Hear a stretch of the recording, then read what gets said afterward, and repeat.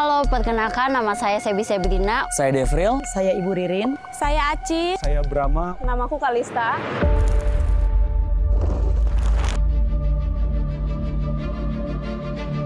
Bagi saya, Mama merupakan sosok yang sempurna. Anak-anak adalah anugerah tersendiri. Sedari kecil aku sudah ditinggal papa. Saya harus menghadapi perpisahan antara orang tua saya. Saya ingin mencari tahu keberadaan Ibu Nur dan suami. Sayangnya hubungan kami menjauh. Saya sudah berusaha untuk mencari dia, tetapi tidak ketemu. Maka dari itu aku minta tolong kepada tim di Ujung Rindu memperbaiki hubungan dengan ibu saya. semoga saya bisa tahu jawaban apa sebenarnya yang ada di hati dia.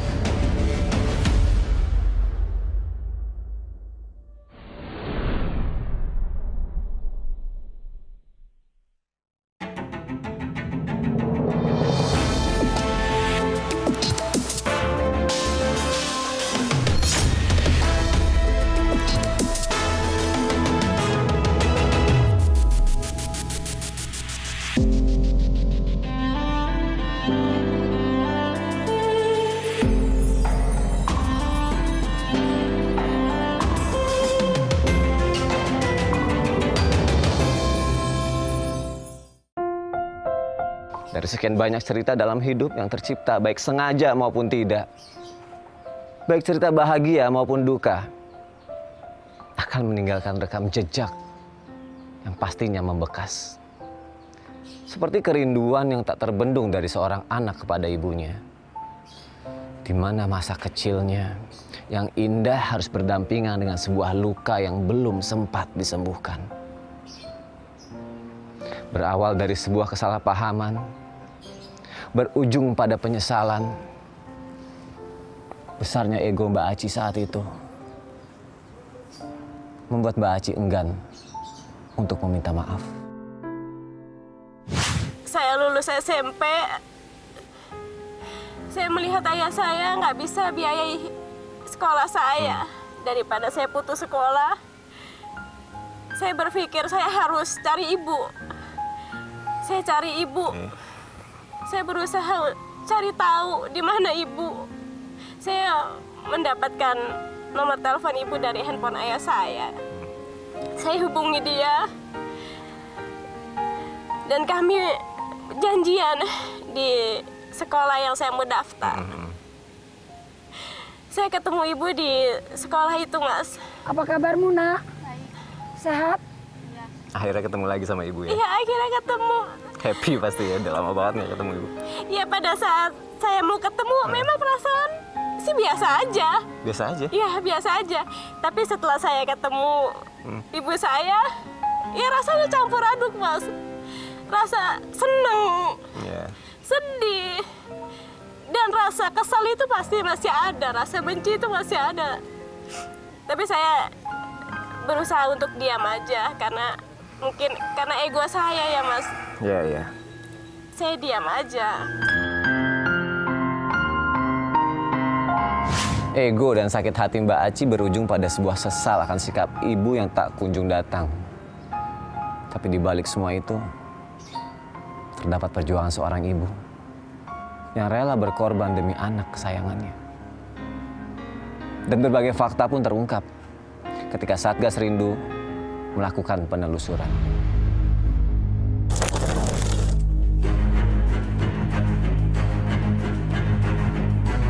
Si Bu Nyuci ngapain?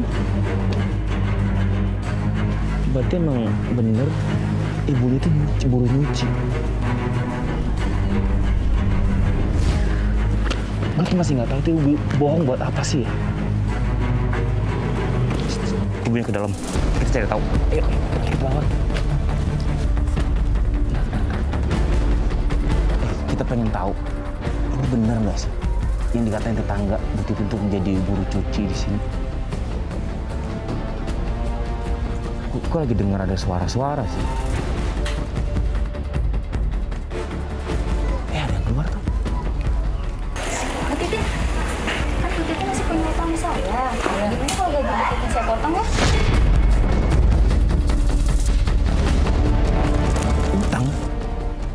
di mana-mana. Nggak apa-apa. Makasih ya Bu Titin. Ya.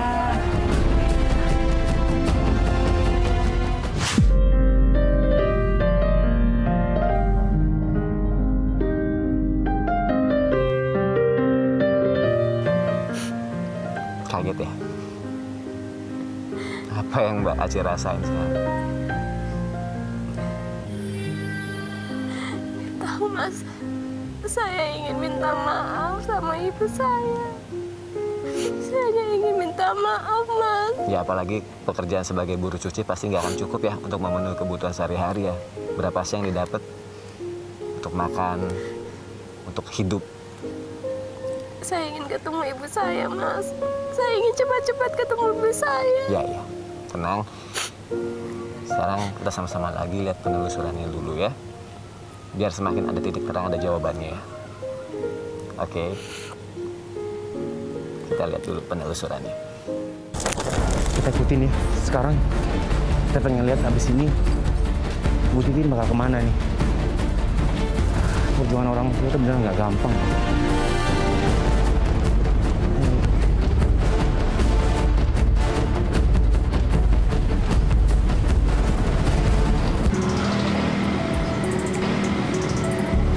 Dia ngapain berhenti? Mau beli makanan?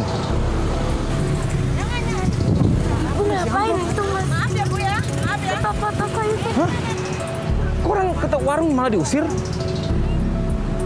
Ayo. Ibu ngapain ya, Mas? Dia mau minjem uang kayaknya. Atau dia mau Maaf, tadi ada ibu-ibu datang masih amplop beli sesuatu tapi nggak ada uang. Yang tadi mah minta duit.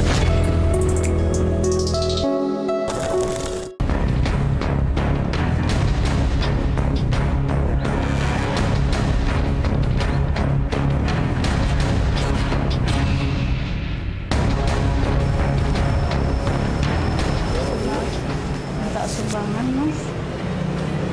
Biasanya setiap hari. Ya Allah, Ibu.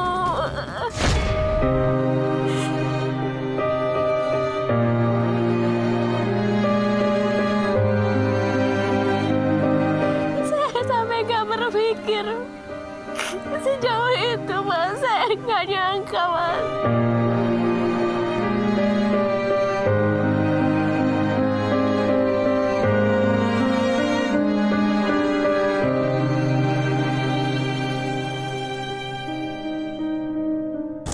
Misi Bu. Bu maaf. Tadi saya dilihat ini untuk Ibu. Iya, mungkin Ibu agak haus, nggak apa-apa. Iya, nggak apa-apa. Maaf saya ganggu waktunya ya. Amin.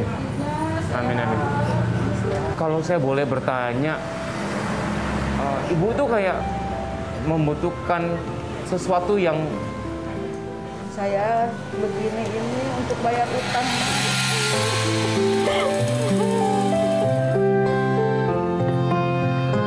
Karena saya sudah tidak bayaran, Mas. Jadi saya pinjam uang rekening, Mas.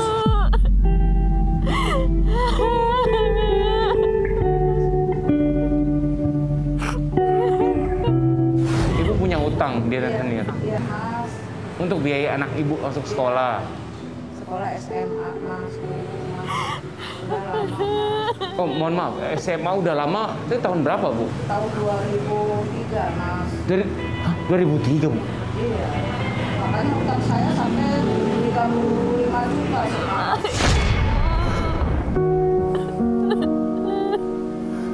Besarnya perjuangan seorang ibu demi masa depan anaknya yang seakan merelakan apapun yang dipunya untuk kebahagiaan anaknya. Saat waktu yang terbuang jadi sebuah penyesalan, akan ada beribu harap. Terciptanya pertemuan untuk sebuah permintaan maaf. Baci dengarkan aku. Baci dengar. Baci bisa minta maaf langsung sama ibu sekarang. Bisa.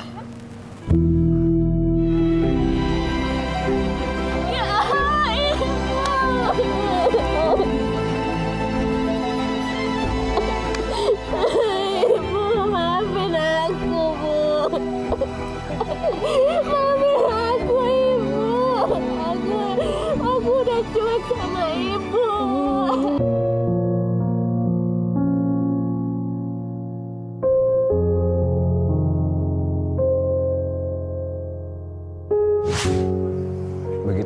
momen pertemuan dengan orang yang dirindukan,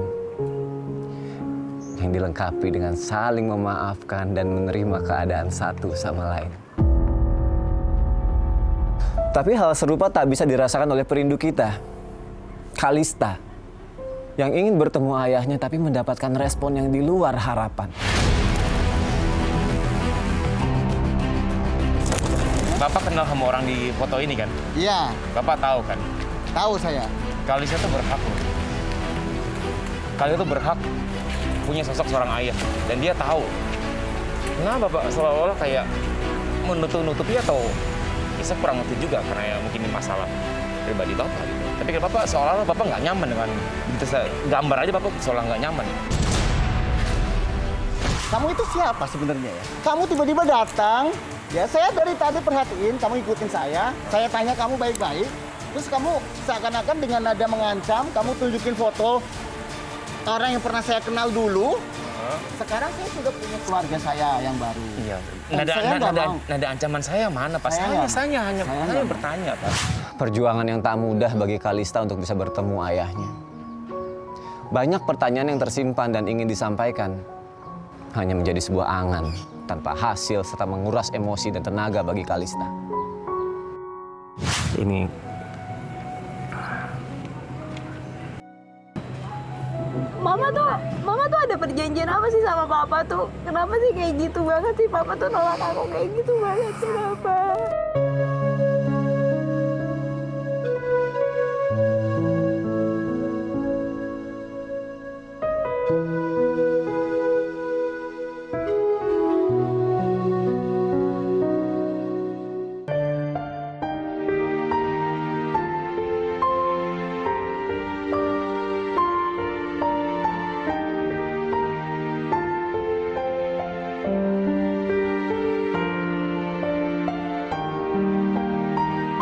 Mama tahu obatnya kok.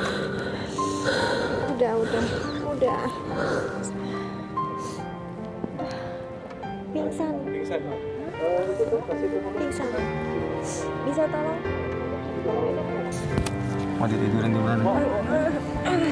Udah ada aku aja. Maaf.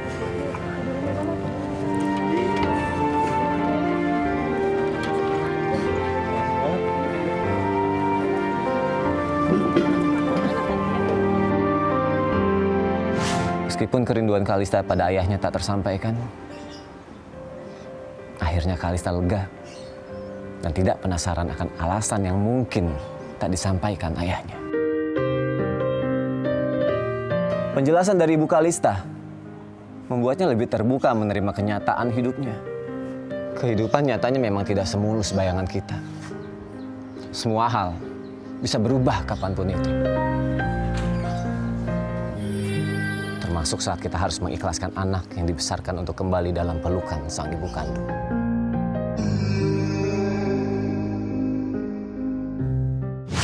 Terus Audrey sebelum sama Mbah, Audrey ikut siapa? Kan aku ditinggal sama Mama. Kalau Mama pergi aku dikunciin di kamar.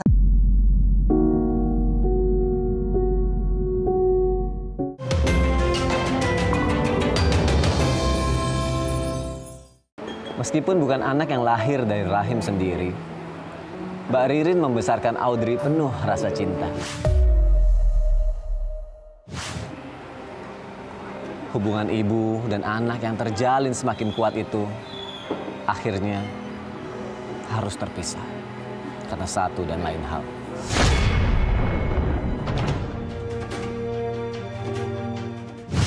Saya ingat dulu waktu masih kecil, waktu mau ikut saya itu, saya ingat banget ya. Sebelum ikut saya ya, waktu itu kan masih aku main ke sana. Ke tempat temanku, saya bawa, Audrey mau ikut tante nggak? Mau, kata dia gitu kan, oh ya. Terus dia cerita, tante jangan panggil aku Audrey ya. Terus mereka panggil siapa sayang? Panggil Indah aja, oh ya udah. Terus Audrey sebelum sama Mbah, Audrey ikut siapa? Kan aku ditinggal sama Mama. Kalau Mama pergi aku dikunciin di kamar.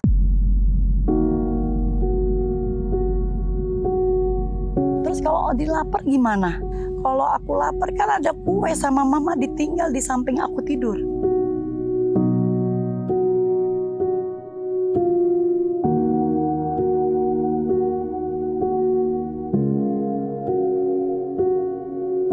ditinggal di kosan, dikunciin dari luar. Cuma ditaruh makanan. Iya, dia di sendiri pinggirnya. cerita waktu itu kan. Waktu saya bawa pulang pertama kali aja, respon dari tetangga, dari keluarga semua nangis.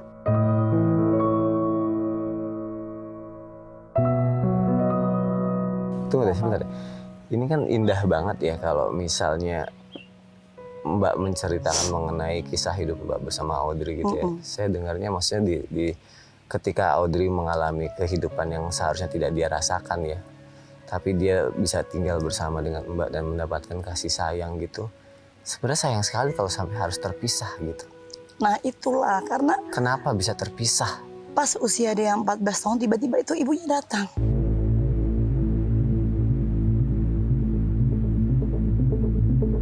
Ibunya datang ke kampung apa Mbak yang? Datang ke saya.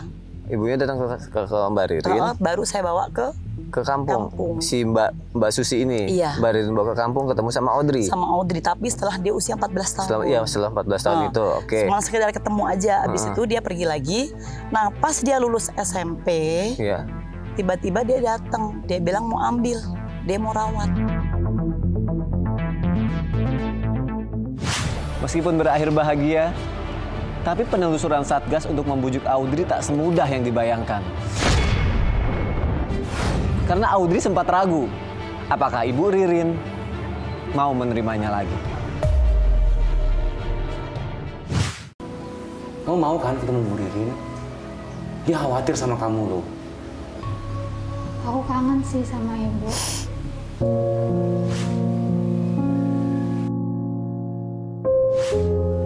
Ya kalau kangen ya harusnya nggak ada masalah dong. Kamu juga kangen sama Bu Ririn.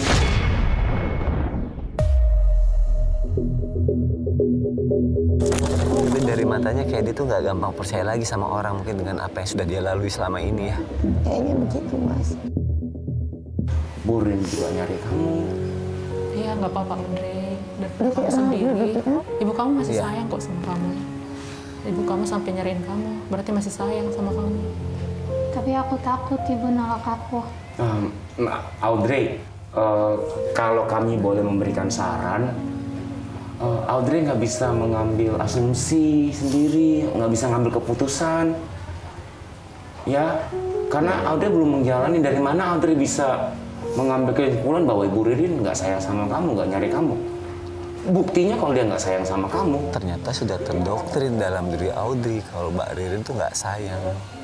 Karena dan dia bisa anaknya tuh gampang percaya gitu loh. Seperti tadi kita bilang, dia terlalu polos, dia labil. Iya betul. Tambah lagi juga masalah hidup yang besar untuk anak seumur dia. Kasian. Berat banget sekarang beban dia kan Mas. Akhirnya Bu Ririn tuh memutuskan untuk dia kabur, dia mau ketemu sama. Dari matanya juga terlihat kayaknya dia bimbang. Udah deh. Boleh ya? Antara yakin dan tidak yakin, akhirnya mau ketemu katanya. Alhamdulillah Mas. Oke, ngejemput kamu untuk langsung ketemu Bu Ririn. Jadi Audrey siap-siap. Saya udah nggak sabar Mas mau ketemu sama Audrey Mas. Iya. Senang kan ketemu. Saya udah kangen banget. Iya kan?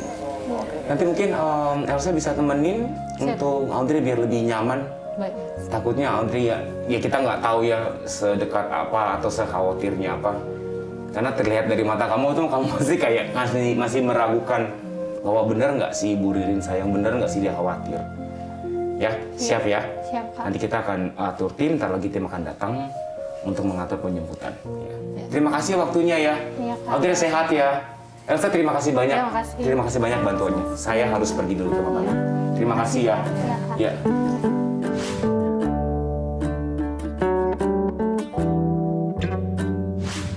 Jadi Mas, kapan kira-kira saya bisa ketemu sama Audrey Mas? Kita usahakan secepatnya ya Mbak ya. Apa harus nunggu lagi gitu?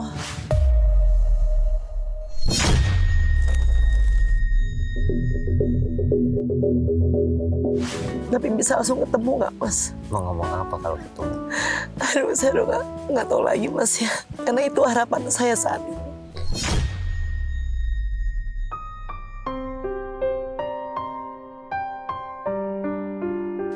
Harapan seorang ibu. Iya betul Mas. Aku tahu rasanya.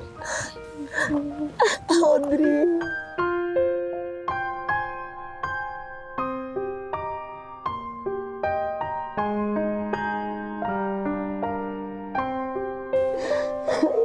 kemana aja loh?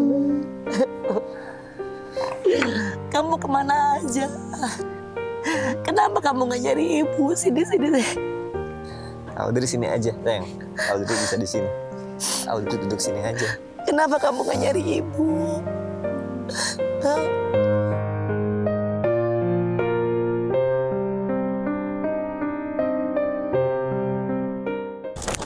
Senang rasanya lihat kebersamaan Mbak Ririn dan anaknya Audrey. Walaupun tak sedara, kasih sayang serta perhatian Mbak Ririn sangatlah besar, tak membedakan antara anak kandung dan anak angkat. Rindu. Rindu adalah hak setiap orang. Dan sebuah rindu tak hanya didapatkan dari hubungan keluarga saja, tapi bisa dari siapa saja. Bisa teman, guru, saudara, atau bahkan orang yang kita kenal tanpa sengaja. Sebuah kerinduan bisa memunculkan suatu kenangan yang mendalam. Seperti cerita Brahma. Pelukan hangat dari sosok orang tua bisa Brahma dapatkan dari sosok ibu dan bapak yang menolongnya di perantauan. Sempat putus hubungan antara keduanya karena terkendala jarak dan berakhir lost contact. Dan ketika Satgas mencoba mencari tahu, ada hal yang berubah. Dari informasi yang kita dapatkan dari Satgas Rindu Kita.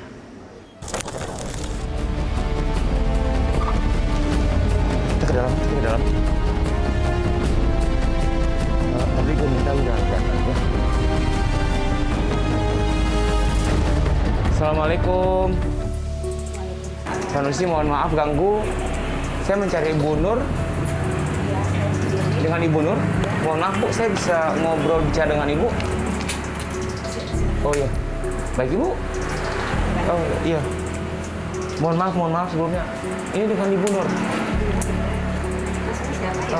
Perkenalkan saya Rizky dari di Ujung Pindo RTV. Sebelumnya saya mohon maaf. Saya udah cari Ibu kemana-mana, bahkan ke alamat sebelumnya. Dan terakhir saya menemukan bahwa Iya, Bu Nur. Lokasi di sini, Bu. Dan Ibu Nur kenapa? Iya, ini Mas, stroke parah.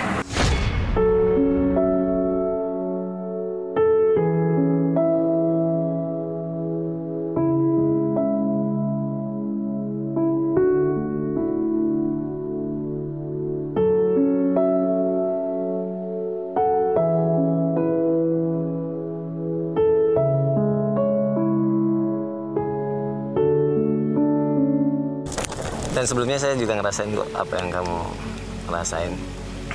Karena dekat ya hubungannya ya. Sangat dekat dan sekarang udah lama gak ketemu, kaget melihat ternyata sekarang kondisi Bu Nur jadi seperti ini. Jauh berbeda dari yang saya temui dulu, Mas. Oke, kita lihat lagi penelusurannya ya.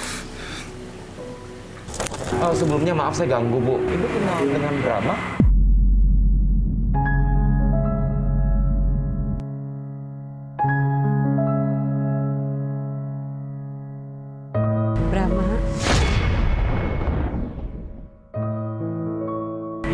Iya, Ibu kenal kok, kenal baik dengan Brahma.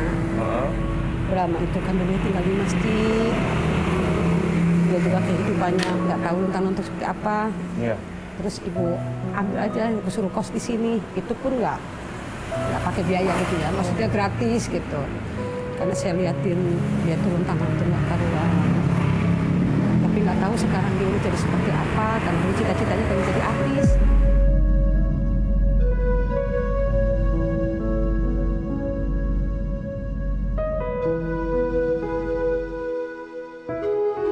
Bener ya, dulu cita-citanya mau jadi artis ya. Benar sih Mas, karena pesan dari Ibu Nur, kamu bisa jadi orang sukses, Ibu dukung kamu. Itu sih yang masih diingat sampai sekarang. Dan pengen nunjukin juga ke manajer yang udah buang aku di OP. Aku bisa tanpa mereka dan bisa berkat doa Ibu Nur. Wow, itu yang hebat baru. Emang itu yang harus dilakuin sebenarnya. Ketika ada orang yang memperlakukan kita tidak baik, gak usah dibalas dengan tidak baik, tapi balas dengan kesuksesan. Benar. Ini yang harusnya sekarang kamu lakuin sekarang dan sedang kamu lakukan sekarang. Dan sepertinya kamu juga sedang ingin berusaha menunjukkan ini sama Bu Nur, karena dulu Bu Nur sangat support banget ya sama kamu ya. Iya, sangat dari kata-katanya juga tadi terlihat banget jelas. Alhamdulillah beliau masih ingat.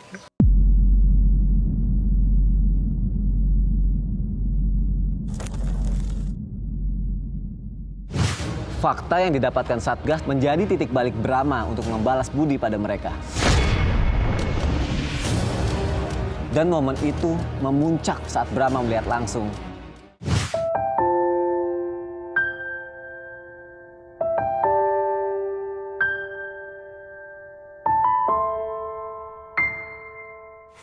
Ibu. Brahma.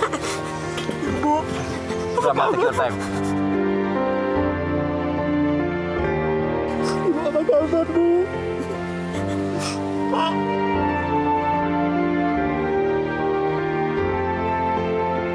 Apa kabar, Bu? Sehat, Pak? Ibu kenapa bisa kayak gini, Bu? Ibu jatuh.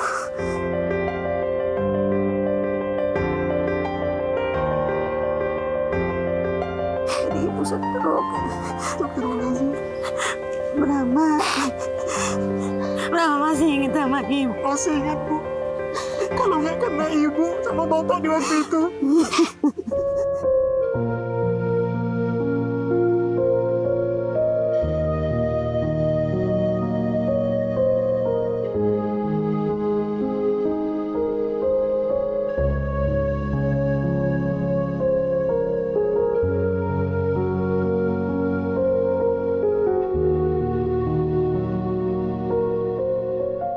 Tiada harapan dan keinginan dari sebuah kerinduan, kecuali bisa kembali berkumpul dan saling menyapa seperti sebelumnya. Tapi, jika kesempatan untuk bertemu itu sirna, yang hanya tersisa rasa sesal sekaligus kecewa.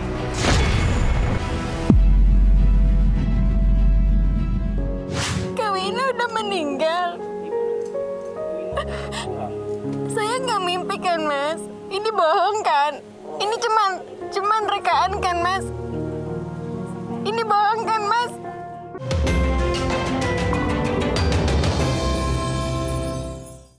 Mempertemukan perindu dengan target adalah hal yang tidak mudah. Tak semua penelusuran berjalan dengan lancar dan penerimaan dari target tidak selalu baik. Cerita perindu dengan hasil penelusuran terberat adalah ceritanya Mbak Yuni, di mana dalam pencarian keberadaan target ada sebuah kabar yang mencengangkan,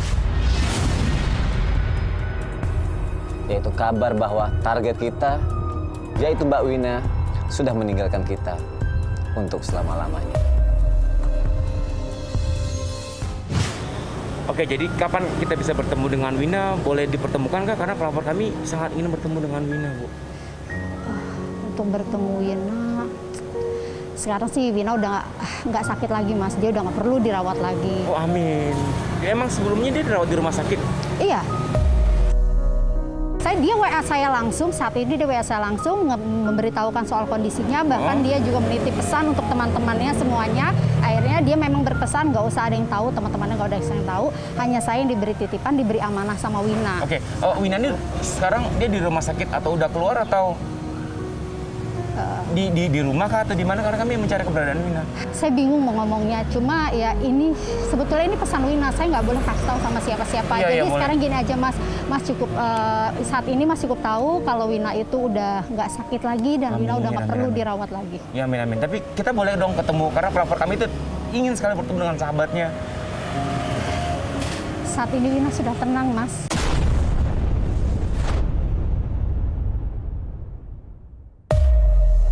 Maksudnya tenang apa ya, Mas? Tenang maksud ibu dia udah nggak ada gangguan dari luar apa segala macam. Ya kalau tenang kan kita bisa bertemu, kita bisa bicara dong. Wina sudah dipanggil sama Yang Maha Kuasa, Mas.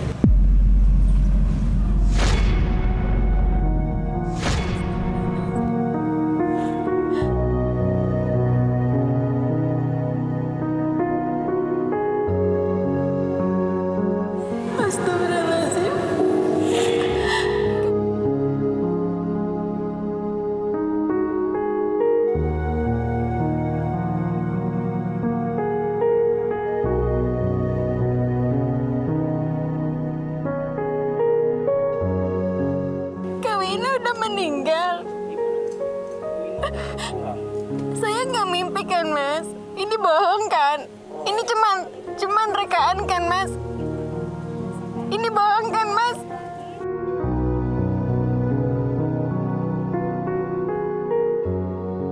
Jadi maksud ibu, Wina udah berpulang?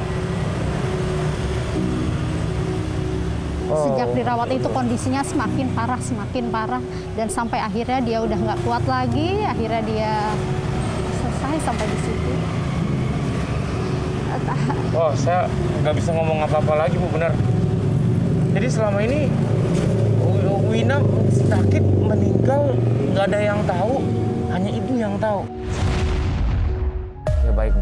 Ya ini adalah sebuah kenyataan yang kita nggak bisa pungkirin ya.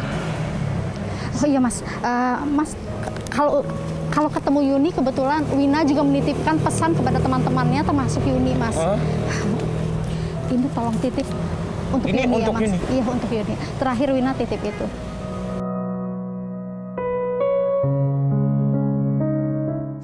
Baik, ini akan segera kami sampaikan kepada Yuni. Sekali lagi terima kasih atas waktunya, Bu. Mohon maaf kalau mengganggu. Ya, saya betul-betul nggak bisa ngomong apa-apa lagi. Terima kasih banyak sudah menjadi sahabat yang luar biasa untuk Wina. Dan ini akan segera kami sampaikan. Ya, terima kasih ya, Bu ya. Terima kasih, Mas. Terima kasih banyak. Mohon maaf sudah ganggu waktunya. Terima kasih. Mas. Nggak bisa ngomong apa-apa lagi nih, langsung kasih ke pelapor lagi, kita mesti pulang. Dan mau ngomong apa? Kita pulang aja. Nitipin ini amanah yang harus kita sampaikan.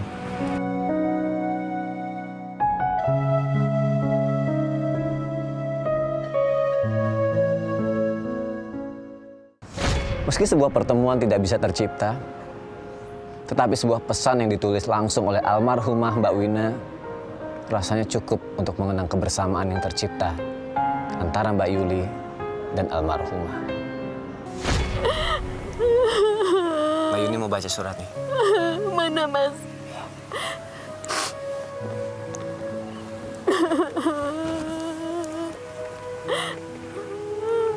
Ini, Mbak.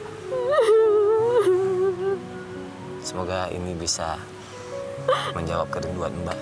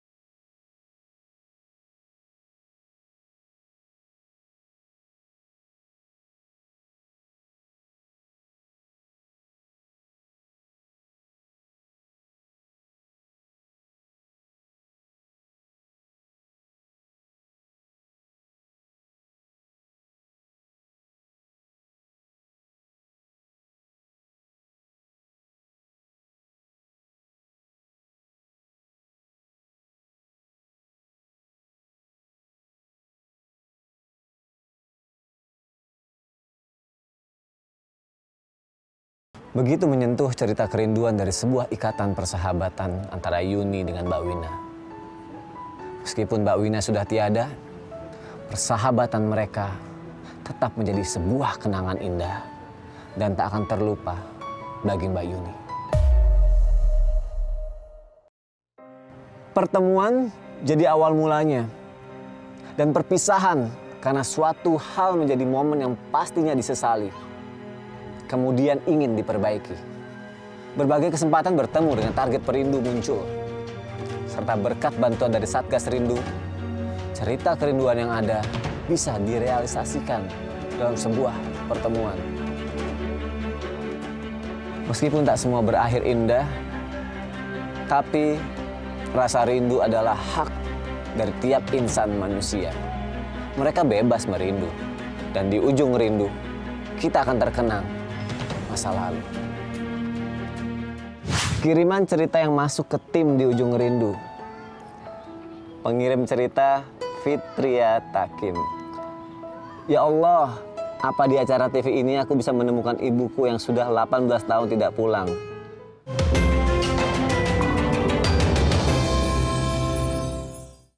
Banyak proses yang dilalui sebelum cerita dari perindu kita bisa tayang di layar televisi. Salah satunya adalah proses di mana perindu menceritakan kisahnya. Tak mudah memang, merangkai kata menjadi sebuah cerita tentang kisah hidup yang pernah dilalui. Apalagi mengungkapkan perasaan selagi bercerita di depan kamera. Reaksinya itu campur aduk. Bisa jadi antara malu, bingung harus berkata apa, atau bisa jadi hanya diam, 1000 bahasa. Aku pengen dengar sepupu. Bener, pengen ulang lagi. Udah nggak usah dengar sepupu, udah 2 kali bilang. Bener kan, itu cuma sepupu. Sepupu. Tapi Oke. beneran enggak barangkali dia. Enggak, itu sepupu. Gimana sih, itu perlakuan yang layak loh buat sepupunya, ngebantuin milihin Iya, aku undangan, malu nganterin tadi sampai pulang. segitunya.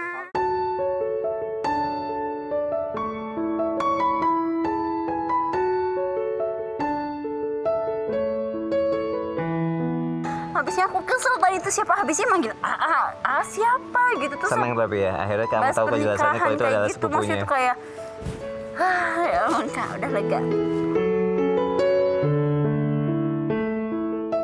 Tapi kata kakak sih bilangnya kalau di Jakarta itu kalau orang meninggal gitu, kalau emang nggak bayar pajak kuburan gitu, jadi kuburannya tuh kayak gitu, kayak ditumpuk-tumpuk kayak gitu. Iya.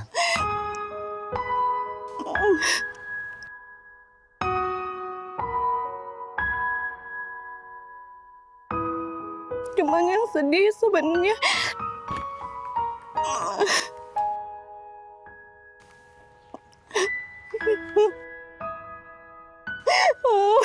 Gak apa-apa, gak perlu malu untuk nangis.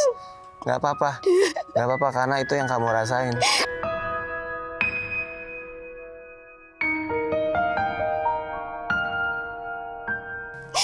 Saya kaget, Mas.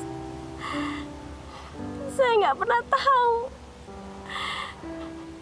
Ternyata 3 tahun ini banyak yang telah terlewatkan. Sampai saya nggak tahu apa-apa, Mas, tentang ibu saya.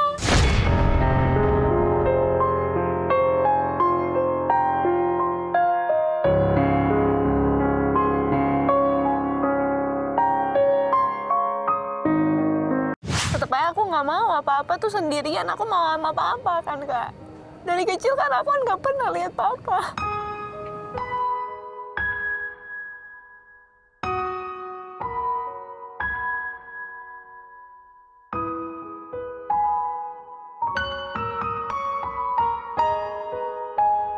Gara-gara mama sakit, kena geger otak, nggak bisa kerja, aku putus sekolah, nggak bisa hidup enak, pindah-pindah rumah, punya utang banyak. Aku tahu banget. Udah gitu, aku juga malah jadi banting tulang, jadi tulang punggung keluarga. Mama juga nyalahin dirinya terus seolah-olah dia tuh beban. Padahal enggak. Sekarang aku mau curahin hati aku tuh ke siapa? Papi tuh, kakekku tuh udah nggak ada. Dan aku cerita ke mama nggak mungkin kan, kondisinya mama lagi sakit kayak gitu. Sekarang aku mau kasih apa? Aku butuh sosok papa. Ya.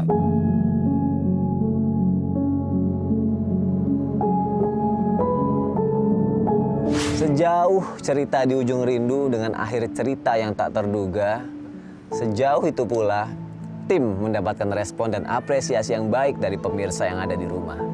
Beragam cerita kerinduan yang dikirim dari email maupun DM Instagram menjadi salah satu wadah kerinduan dari semua pemirsa di rumah. Dan dari email yang sudah kami terima, ada beberapa yang akan kami bacakan. Kiriman cerita yang masuk ke tim di ujung rindu. Pengirim cerita Fitria Takim. Ya Allah, apa di acara TV ini aku bisa menemukan ibuku yang sudah 18 tahun tidak pulang. Dan entah harus gimana cara untuk carinya. Sedangkan fotonya pun tidak ada. Ya Allah, aku rindu ibu. Baik Kak, mohon maaf sebelumnya saya tidak tahu nih kapan terakhir ibu pergi dan di mana. Karena pas ibu pergi itu aku umur 7 tahun, kelas 1 SD. Dan aku dititipkan sama nenek. Dan aku diurus sama mereka hingga sebesar ini, ibu nggak ada pulang. Awal mula kata nenek ibu kerja merantau ke Jakarta dan aku kurang tahu terakhir kerja di mana. Yang tahu itu bibi aku. Keluarga semua udah bingung dengan cara apa cari ibu aku itu. Nenek aku cuma bisa nangis dan berdoa. Sedangkan aku hanya bisa berharap ketemu. Karena yang paling sulit, aku pun tidak mengenal wajah ibu karena pada saat ditinggal aku masih sangat kecil. Semoga ada titik terang Kak. Terakhir ketemu pas aku umur 7 tahun katanya. Momen pas ibu janji mau beliin apel sama buku buat sekolah. Tapi setiap hari raya Idul Fitri, aku selalu nunggu kepulangannya tapi tidak pulang sampai sekarang ini. Aku nggak tahu di mana ibu berada. Sangat sulit dan berasa mustahil untuk menemukannya karena foto pun tidak ada. Saya akan bacakan lagi email selanjutnya dari Zack di Sukabumi. Ingin menceritakan kerinduan yang dirasakan oleh seorang nenek yang sering ia panggil Umi. Zack ini kebetulan sempat menginap di rumah Umi selama 1 bulan lebih. Zack bercerita tentang kerinduan nenek pada 2 orang cucunya. Kabar terakhir, diketahui bahwa kedua cucunya itu dititipkan di panti asuhan oleh ayahnya setelah salah satu cucunya mengalami pemerkosaan oleh tetangga mereka sendiri saat masih kecil. Kini ayah dari kedua cucunya tersebut sudah meninggal dan nenek pun hilang kontak terhadap kedua cucunya tersebut semenjak dirinya pindah ke Jakarta. Menurut penuturan Zack, kondisi nenek kini sudah tidak bisa berjalan dan sangat merindukan kedua cucunya tersebut dan ingin melihat kedua cucunya yang mungkin saat ini sudah beranjak dewasa. Untuk pemirsa yang ada di rumah, aku mau ngucapin terima kasih sekali bagi semua pemirsa yang sudah mengirimkan ceritanya. Dan maaf karena belum semua cerita bisa kami angkat atau kami bacakan. Karena semua berkaitan dengan masalah pribadi atau privacy.